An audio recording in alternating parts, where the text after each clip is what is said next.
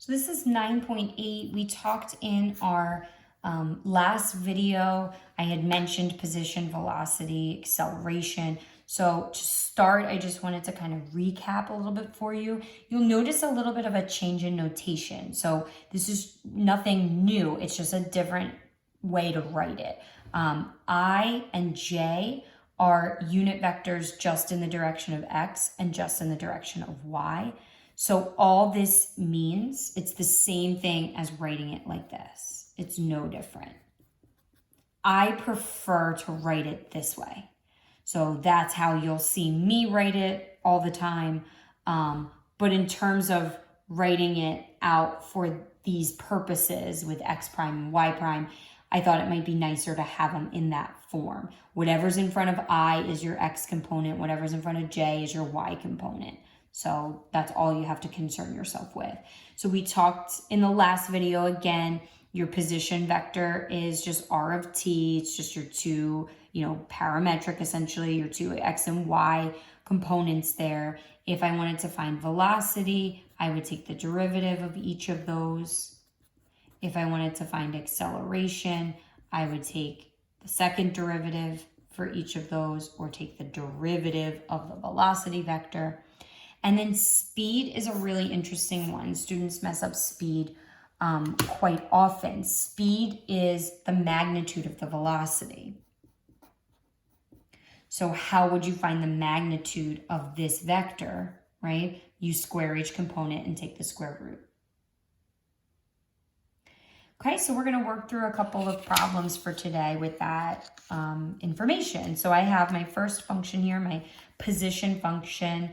Again, with the notation, this is no different than writing 5 sine t, 5 cosine squared t. No different. Okay, so don't let that confuse you. And I just want to find, I'm not finding any derivatives or anything right now. I just want to find some vectors, some position vectors here, just to see that I'm capable of doing this. So if I'm plugging in, if I'm doing R of 0, I'm just plugging in 0 for both of my values. If I'm doing R of 0.5, I'm plugging in 0.5 for t into each component.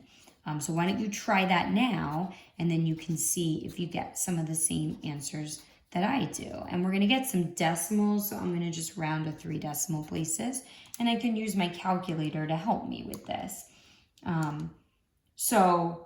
The first one's a little easier, right? Because I'm plugging in 0. 0 at sine is just 0. 0 cosine is 1, and then times 5. So I have 0, 5. And if I wanted to think, it says find and show. So if I want to think about what that looks like graphically, right? 0, 5. So I'm only going up 5 in the y direction. So that's my first vector, R of 0. So then again, if I move through, so 5 sine 0.5, I get this decimal, so I'm just going to copy some of these down. 5 cosine 0.5, 3.851. I wanted to plug in 1.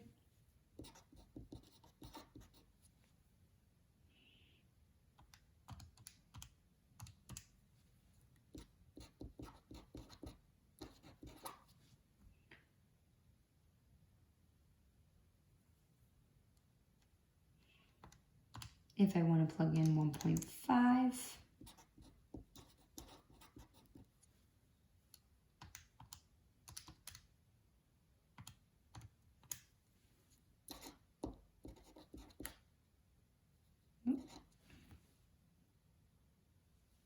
and if I wanted to plug in 2, I'm just plugging into these numbers into my position function to generate a vector that I can then place on the graph to get a sense of what this curve looks like.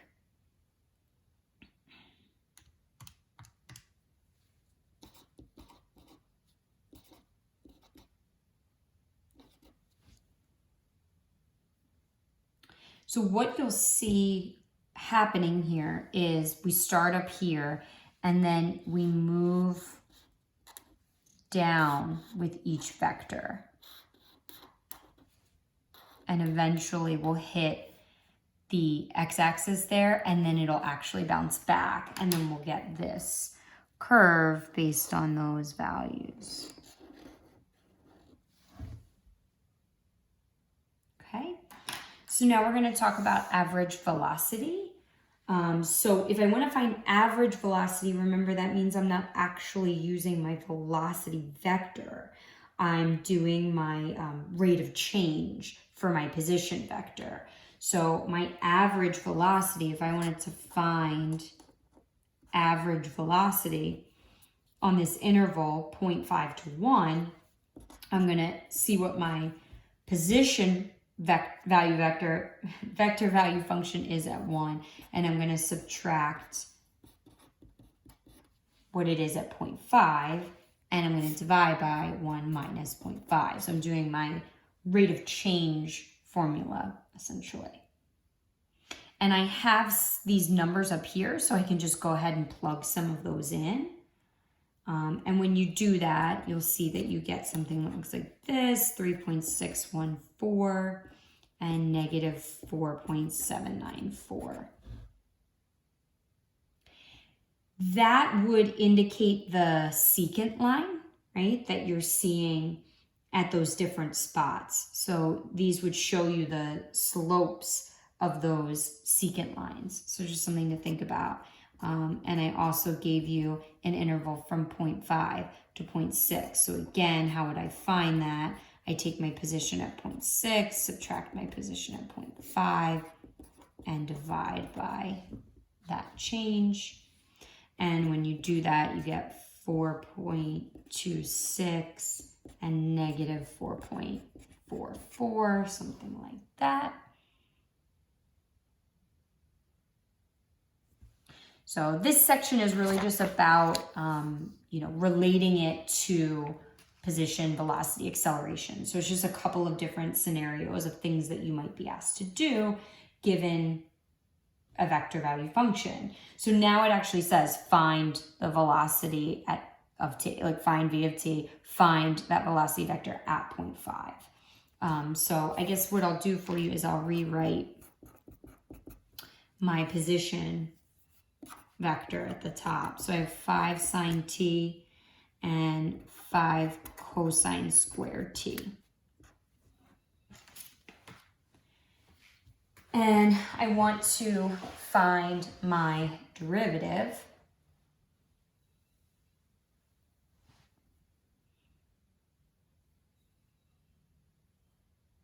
So I want you to think about that. How am I going to find my velocity vector? Okay, might be easy, at least to start, just to find, well, what's the derivative of 5 sine t? 5 cosine t. Right? But how am I going to find my derivative for 5 cosine squared t? So I got to think about that, right? A little bit of chain rule happening. So you try that. And that's something to think about with the AP exam coming up, right? Am I going to be able to do that? Hopefully, right? Here's my derivative, negative 10 cosine t sine t. Hopefully that's what you got. And then if I go and I plug in my value of 0.5, you should get something that looks like this, 4.388, comma negative 4.207. Now, I want to know the speed of the object at that time. Remember, speed is the magnitude of the velocity. So I am just going to take the square root. I'm going to square this 4.388. I'm going to square this other value and take my square root. And you should get something close to 6.079. So that would be your speed. Okay, speed is just the magnitude of the velocity. So take those values, square them, add them, take the square root. And then finally, I have you incorporating your acceleration vector. So I have my position vector, 5 sine t, 5 cosine squared t. I want to find r of 4. Just plugging in 4 for those values. T, I get negative 3.784, 2.136. I have my velocity vector is right above, 5 cosine t. And this is one that I want to think about writing this a different way. So if I find this derivative, it might get a little messy. So I'm going to rewrite this. Hopefully you'll all agree that negative 10 cosine t sine t is the same as negative 5 sine 2t. Just using some trig identities there. I know how much you love them. They're still up on the window. So I'm going to replace that because that's going to make it a lot easier for me to find my derivative for acceleration. I was asked to find v of 4, so I'm going to find that value as well. Negative 3.268, negative 4.947. I'm going to find my acceleration vector. So I'm taking the derivative of this guy. So I have negative 5 sine t and negative 10 cosine. Silly me. Cosine 2t.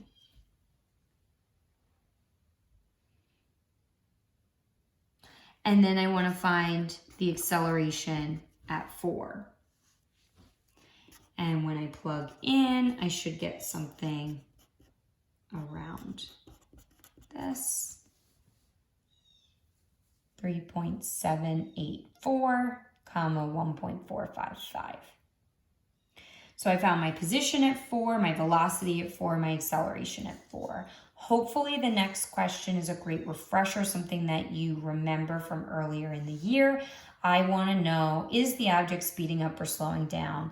And if you remember, speeding up or slowing down has everything to do with how my velocity and acceleration compare, right? So I want to think about my velocity at 4 and my acceleration at 4. Now, when we've done it in previous chapters, we weren't looking at vectors. So we just said, find the velocity, find the acceleration. If they're the same sign, then it's speeding up.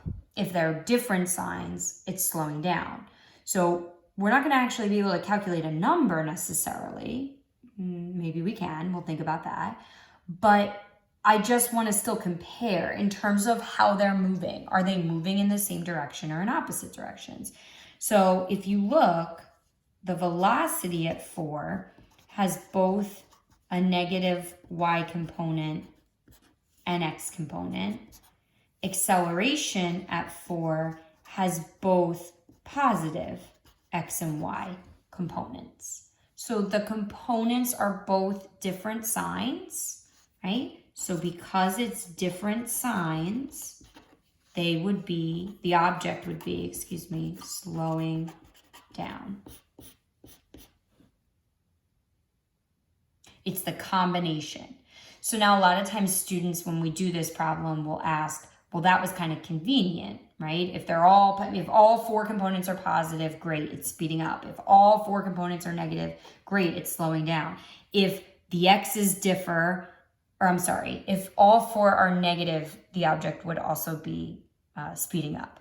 If the x's differ and the y's differ, then it's slowing down. What if I have different combinations in there? Like what if the x's are different but the y's are not, or vice versa? It's like which one takes over.